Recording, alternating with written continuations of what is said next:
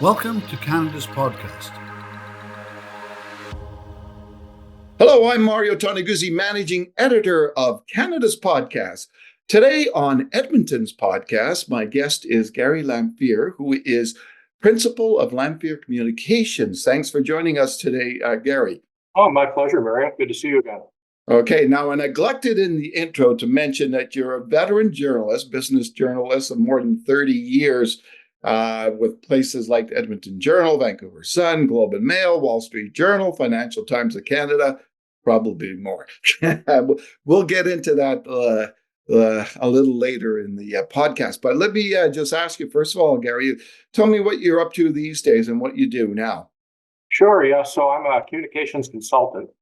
So I work on a wide variety of projects, whether it's website content for a private client, or University of Alberta, the School of Medicine, Department of Psychiatry. I've done some work for them. And it really just depends. The nature of the work depends on the needs of the client, of course. It's all over the map. Sometimes I'll do a little bit of media relations. If, let's say, a researcher has done some interesting stuff and wants some publicity, I'll try to help with that. So again, just depends on their needs. Okay, so tell us the story of how you got to where you are now and doing this.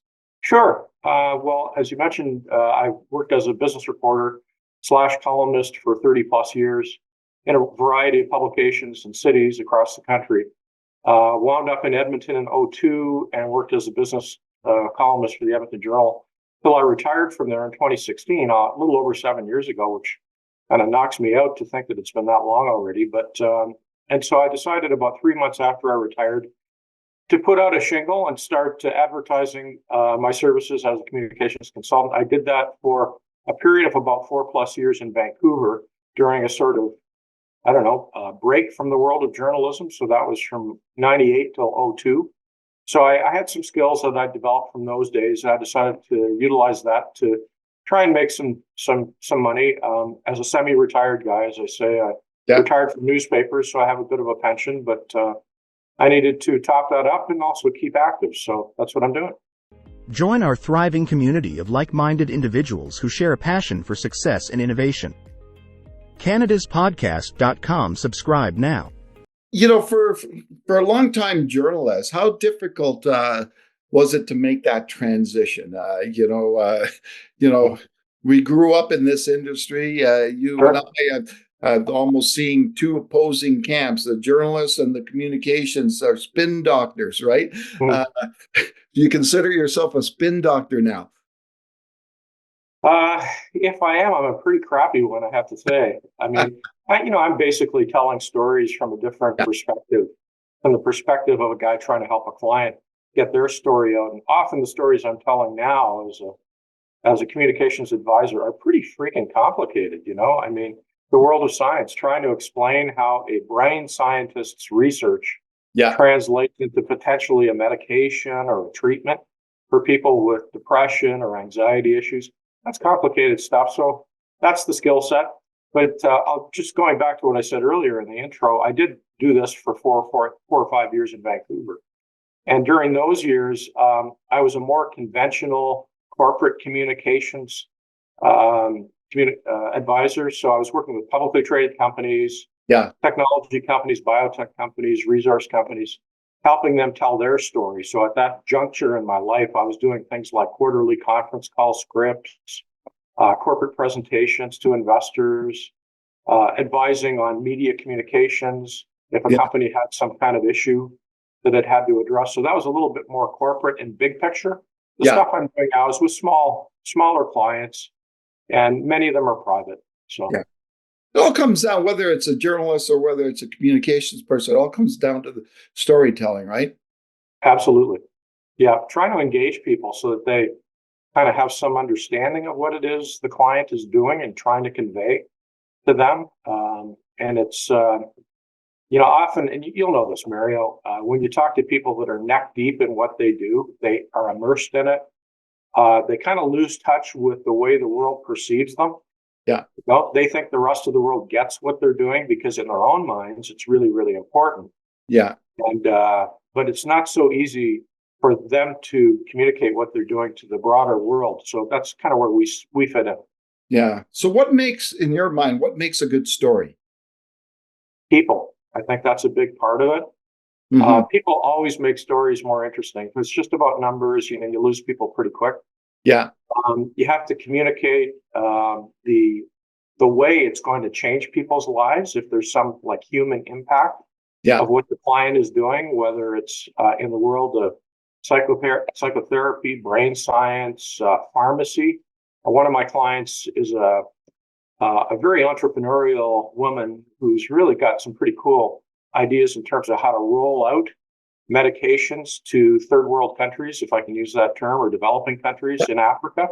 Huh. And she's trying to serve as a kind of intermediary between the world of pharmaceuticals and the end user in African countries where they don't have the money to typically buy or dispense pharmaceuticals to their populations. So she's got some pretty big picture ideas that are pretty interesting. And one little story that I communicated to the media recently about her is that she's got some interesting backers in the US and Silicon Valley and elsewhere. Mm. And they funded a billboard in Times Square for her little company, her little tiny little Edmonton company. So, we got some interest in local media here in Edmonton Yeah. about that because it's kind of cool when a little company locally gets on the big screen in Times Square. So, yeah, that's just kind of an example of the kind of offbeat stuff that I do.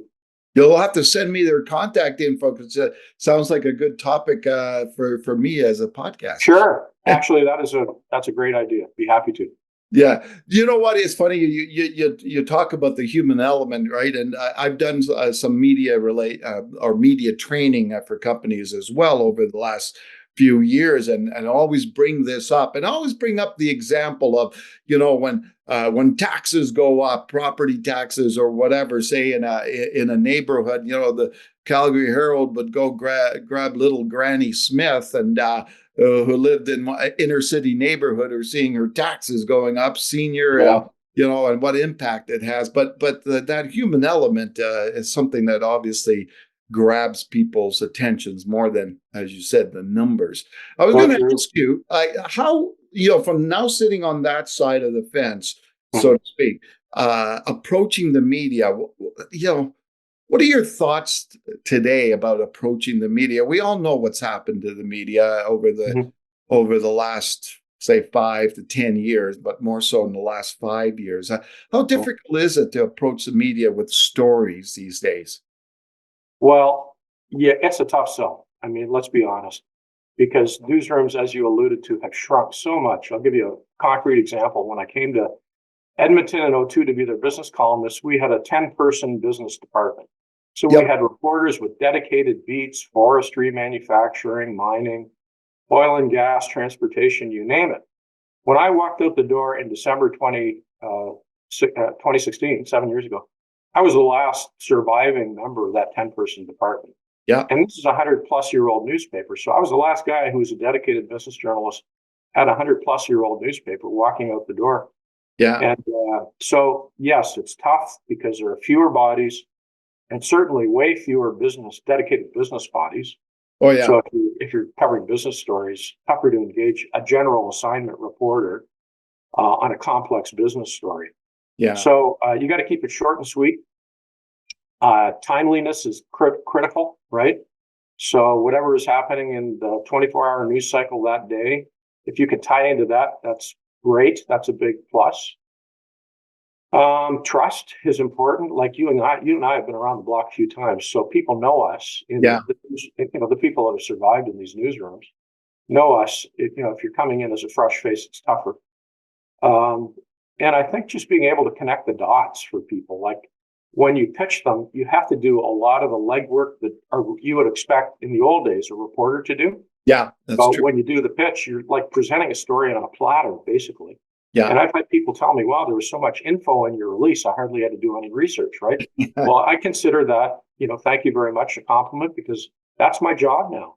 Yeah. To try and do the work that a reporter would have to, because they have no time, right? So fewer bodies means less time. And often they're doing 2 and 3 stories a day, not one. So, and what you described there, Gary, for Edmonton is same story from every, say, Post Media newspaper from Vancouver to Montreal, right? The same issue, right? I know at the Herald, the same thing. Like, I think when I left the Herald, and so it would have been January of 2016. Yeah, January 2016. So coming up to 8 years, actually, next week. Wow. Next week is 8 years. Anyways, same thing. Like, we had newsroom. I think we had even more than 10 at one point in business. In business because of the oil and gas sector, et cetera. And it was just literally like one or two left when I was gone. So how many are there now? Do you know off the top? Oh, no idea. There's Chris Varco. I see his stuff, but he's still around. So there are a couple of the old veterans, but then the thing is, you multiply that across the board. So it's sports and it's arts and entertainment and it's city and politics, all those departments, not just business, all those departments got that. So it does make it from a communications standpoint much, much tougher for people to get their story across. What when you look, and you spend a good chunk of time here in Alberta, what do you see in the Alberta, I guess, economy these days? What are you sensing is happening with this province? Well, I get, in the broad sense, I get the feeling that we're in some sort of a weird limbo or pause. I don't know what the right word is, interregnum or something. Yeah. Because look at the big picture. National election in the U.S. this year in the fall. That's huge. Yeah. Our own federal election, next year, possibly even earlier, who knows? Yeah. And I think that's going to have a huge bearing on the future of our key industry, oil and gas, whichever way those two elections go. Because I'll just pull back from that specific question for a moment to give you a little bit more context. So when I left the Journal in 2016, there were a bunch of reasons, but one of the key reasons was I really reached the point in my career where I felt that I couldn't report on business anymore in the way that I traditionally had. Politics had totally usurped business in the most important industry in this province. And so all the big decisions were political decisions. They weren't business decisions anymore. True. And I felt, what's my point? What's my purpose in life here in this newsroom where really the decisions about the companies I cover aren't being made by the companies I cover. They're being made in Ottawa or elsewhere. So I just think since that time, since 2015 when Trudeau was elected, and since Biden was elected, I think it's like the whole energy world is kind of on pause. And yes, we've got record production, and yes, the U.S. has record production, and yes, prices are still pretty good. And companies are very profitable and the balance sheets are cleaner than in a long time. But nonetheless, there's still kind of a stymied sense of investment or confidence in investment over the long term.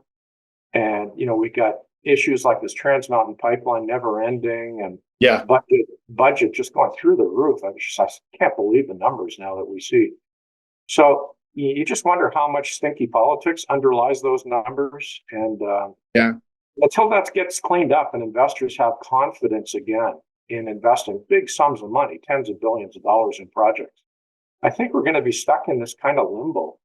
And, there could be a sea change. If Biden's gone, if Trudeau's gone, and the leaders that succeed them are kind of two thumbs up for oil and gas again, and the kind of preoccupation with emissions, which I'm, a tad skeptical of, I think you probably guessed. If that dissipates, then I think it could be a new day. In the meantime, we're doing pretty good, having said all that, right? Like the massive population growth, house prices are, up significantly in Calgary, not so much in Edmonton, but Calgary. And our GDP, I think, led the nation last year. Yeah. We're probably going to do okay this year within a, kind of sea of difficulty in Canada. Yeah. In relative terms, we'll do okay. So, and that's a long-winded answer to a short question. Sorry. No worries. So, when you look at the oil and gas sector, right? Obviously, the bread and butter for this province Yeah, for decades, it's been under attack. It's been, a lot of calls over the years for diversifying the economy, et cetera. Yet, it's still our go-to, right, industry, absolutely. and will Yeah. continue to be, right? Yeah, well, we're what, 80% of Canada's supply, and Canada is fourth biggest oil producer in the world, fifth biggest natural gas, I think. Mm-hmm. And on a positive note, we've got the Canada LNG plant coming on in BC, the Coastal GasLink pipeline being completed. And so there's, a little bit of, enthusiasm, bullishness in the natural gas sector, given that. And, who knows? I mean, maybe 10 years from now, we'll see this fleet of LNG plants that Christy Clark promised 10 years ago. Her timing was a little off, but maybe it'll actually happen. If it does, I think that'd be great for Canada and great for Alberta. Discover the latest trends, strategies, and success stories in the ever-evolving world of business. CanadasPodcast.com. Subscribe now. Now, when you started, say, your career, started at the Journal and writing business. How has the business environment in Alberta changed? And I'm thinking more in terms of the types of businesses. Obviously, like back then, oil and gas was everything, right? And today, we're seeing smaller, pockets of growth in what technology, even alternative energy, agri-food, and all that. It's been a big change over the years that you've seen? Sure. I mean, I think, I can give you one specific example. One of our homegrown companies in Edmonton is Stantec. Yes. So I remember writing stories early on at the Journal saying, oh, we have our first $1 billion company, Stantec. And then we added another, Canadian Western Bank. And Capital Power was a third. So I just for fun the other day, I checked Stantec's market cap. It's like $12.5 billion today. And it's a global company, right? They're all over the planet. Yeah. So, and that's massive. They've got tens of thousands of employees. So it's grown, it's mushroomed. And there are others not as dramatic in terms of their growth, but steady Eddie growers. And so it has diversified our economy. And I think the future looks bright for agriculture. I think it's a sector where there's, great global demand for our products, high quality products. There's innovation happening. But I also have to say, if I'm honest, that we sometimes get a little bit dazzled by the prospect of economic transformation through innovation. Yeah. I'll tell you what I mean by that. So when I started working as a journalist in the late 70s and early 80s, there was all this talk about Canada in Ontario, outside of Ottawa, becoming Silicon Valley North, right? Well, 40 plus years, almost half a century later, right? We've got some success stories. It's true. But I think if you added up all the tech companies in Canada, they wouldn't equal a quarter of one Microsoft, right? So I think we got to get real too about what we can do in terms of diversification, in terms of scale. Yes, we can diversify, and there are 1,000 opportunities out there to do that in smaller ways. And maybe out of those 1,000 opportunities, we'll develop 2 or 3, mid-size publicly traded companies. Yeah, that may happen, but that's kind of the opportunity as I see it. Yeah, I think we have to get real about what we can do. We are relatively isolated. We don't have the population of big U.S. states like California. So no, that's true. So Gary, I'm still an oil and gas booster. That's where I think our future is. Yeah, no, I think a lot of people are with you on that. So Gary, over the years, you've obviously talked to a lot of quote unquote movers and shakers out there in the business world. Alberta's kind of been known for its entrepreneurial spirit.